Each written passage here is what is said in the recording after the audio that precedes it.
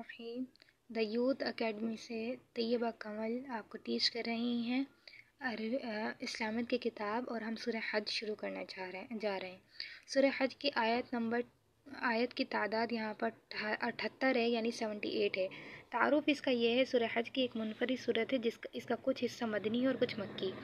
اس صورت کا نزول مکہ مکرمہ میں ہجرت سے پہلے ہو چکا تھا اور تکمیل ہجرت کے بعد مدینہ منورہ میں ہوئی۔ اس صورت میں بتایا گیا ہے کہ حضرات ابراہیم علیہ السلام کے زمانے میں کس طرح شروع ہوا اور اس کے بنیادی ارکان کیا ہیں۔ اسی وجہ سے اس صورت کا نام سورہ حج ہے۔ سورۃ الحج کا خلاصہ قیامت کے احوال، حج و قربانی کا بیان اور جہاد کی اجازت ہے۔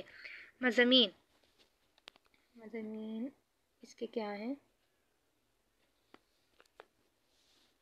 سورۃ الحج کی ابتدا میں قیامت کے احوال کا بیان ہے۔ قیامت کے دن منافق اور کافروں کے برے انجام اور مومنوں کے اچھے انجام کا ذکر ہے۔ پھر حج اور قربانی کے احکام بیان ہیں۔ حج اور قربانی کی حقیقت سے آگاہ کیا گیا ہے۔ مشرکوں کے خلاف جہاد کی اجازت دی گئی ہے اور شرک سے منع کیا گیا ہے۔ جہاد کی اجازت کو مسلمانوں کے لیے خوشخبری قرار دیا گیا، کیونکہ اب انہیں کافروں کے ظلم و ستم کے خلاف طاقت کا استعمال کرنے کو دیا گیا تھا۔ آنے والے حالات نے ثابت کیا کہ یہ اجازت واقعی ایک بڑی خوشخبری تھی۔ سورہ حج کے آخر میں تمام انسانوں کو ایمان لانے کی بھرپور دعوت دی گئی ہے۔ پھر بتایا گیا ہے کہ اللہ تعالیٰ نے فرشتوں اور انسانوں میں سے جس کو چاہا پیغام پہنچانے کے لیے منتخب فرمایا۔ ایمان والوں کو عمل صالح اور امت کی ذمہ داری ادا کرنے کا حکم دیا گیا ہے۔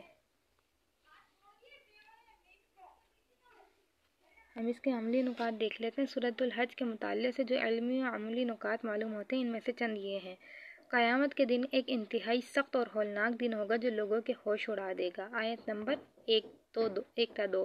شیطان کی پیروی کرنے والے دنیا میں گمراہی اور آخرت میں عذاب میں ہوں گے۔ 3-4 آیت کا حوالہ ہے یہ۔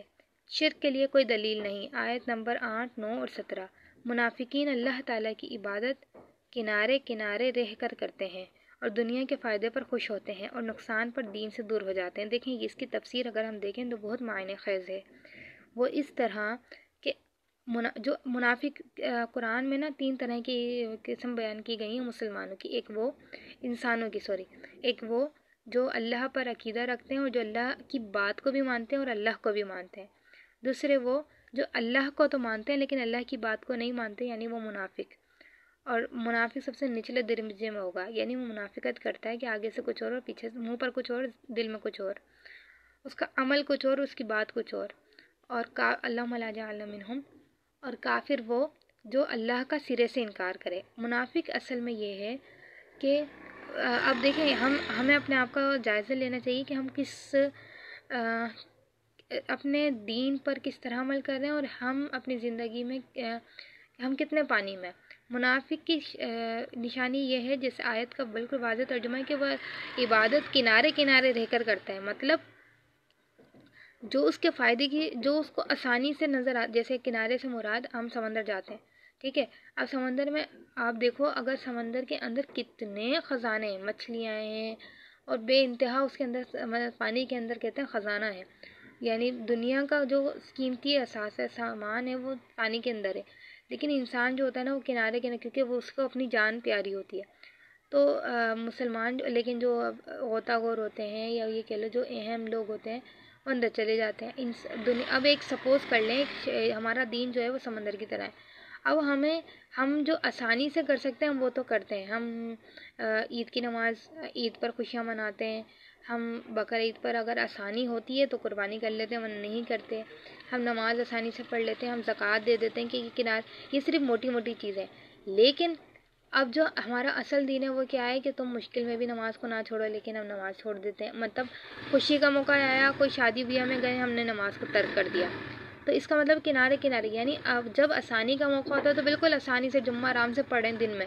عشاء ہم کوئی شادی میں چلے گئے، عشاء ہماری غائب ہو گئی۔ اسی طرح جب دن میں قرآن خوانی ہوتی ہے، رات میں ہمارے اسی دن گھر میں فنکشن ہو رہا ہوتا ہے۔ تو یہ والی بات ہے کہ وہ کیا ہوتے ہیں اور دنیا کے فائدے میں خوش ہوتے ہیں۔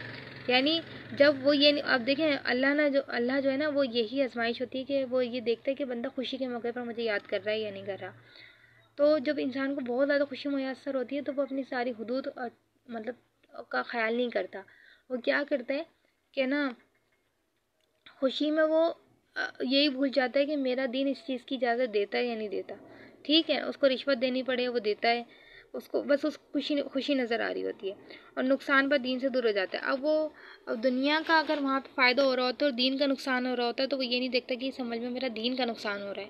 وہ اپنا فائدہ حاصل کرنے کے لیے اس عمل کے قریب ہو جاتا ہے اور دین کا نقصان ہونے دیتا ہے.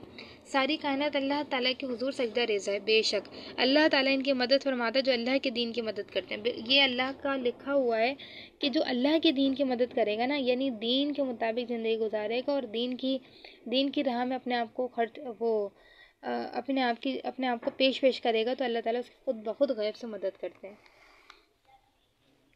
یہ خانہ کعبہ کا جو طواف ہو رہا ہے، یہ کہہ رہے ہیں کہ یہاں پر بہت اہم رکن ہے کہ اس کا طواف کیا جائے. سورہ حج شروع کرتے ہیں. مدنی صورت ہے. ٹھیک ہے. یا بسم اللہ الرحمن الرحیم. یا ایھا الناس اتقوا رب، یار میرا کیمرہ بہت ہل رہا ہے تو ذرا. یا ایھا الناس اتقوا ربکم، اے لوگو اپنے رب سے ڈرو، بے شک قیامت کا زلزلہ نہیں، ان زلزلۃ الساعۃ شیء عظیم، بے شک قیامت کا زلزلہ بڑی ہولناک چیز ہے. یوم ترونہا تذہل کل مرضعۃ عما ارضعت وتضع کل ذات حمل حملها وترى الناس سکارى وما هم بسکارى ولکن عذاب اللہ شدید. جس دن تم اسے دیکھو گے، ہر دودھ پلانے والی اپنے دودھ پیتے بچے کو بھول جائے گی اور تمام حمل والی اپنا حمل گرا دیں گی، اور مخاطب تو لوگوں کو نشے کی حالت میں دیکھے گا، حالانکہ وہ نشے میں نہیں ہوں گے، لیکن اللہ کا عذاب بڑا سخت ہوگا. وَمِنَ النَّاسِ مَن يُجَادِلُ فِي اللَّهِ بِغَيْرِ عِلْمٍ وَيَتَّبِعُ كُلَّ شَيْطَانٍ مَرِيدٍ.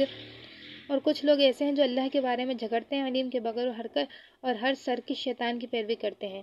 کتب علیہ انہ من تولاہ فانہ یضلہ ویہدیہ الی عذاب السعیر، کہ جس کے بارے میں لکھ دیا گیا ہے کہ جو اسے دوست بنائے گا تو وہ اسے گمراہ کر دے گا اور جہنم کے عذاب کا راستہ دکھائے گا. یا ایھا الناس ان کنتم فی ریب من البعث فانا خلقناکم من تراب ثم من نطفة ثم من علقة ثم من مضغة مخلقة وغیر مخلقة لنبین لکم. اور اے لوگا، اگر تمہیں دوبارہ جی اٹھنے میں کوئی شک ہے تو یقیناً ہم نے تم کو پہلی بار بھی تو مٹی سے پیدا کیا، پھر ایک قطرے سے، پھر جمے ہوئے خون سے، پھر گوشت کی بوٹی سے جس کی بناوٹ مکمل بھی ہوتی ہے اور ادھوری بھی، تاکہ تم ہمارے لیے مظاہر کر دیں. اور وَنُقِرُّ فِي الْأَرْحَامِ مَا نَشَاءُ إِلَىٰ أَجَلٍ مُّسَمًّى ثُمَّ نُخْرِجُكُمْ طِفْلًا ثُمَّ لِتَبْلُغُوا أَشُدَّكُمْ.